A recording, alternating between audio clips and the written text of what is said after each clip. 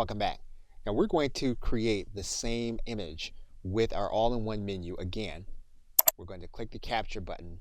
We're going to go to the upper left-hand corner, and basically we're going to draw the same image again. And this time we're going to bring it into our feature window here, and this time what we're going to do is we're going to click this button that says record a video. When we click that button, then Snagit will then initiate a video, and basically we'll be recording a video.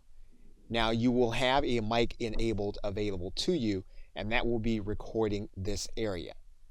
And basically when we have completed our recording, we're then going to push this button, or we can click the Shift 9 button to end the recording. That's then going to bring us to this point. It's then going to replay the video. We'll then click the Finish Recording button. That's going to bring the video into the Snagit editor. And basically you're going to see the video that you just created.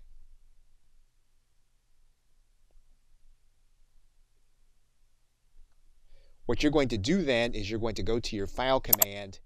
You're then going to save this video as the format that you want it to be.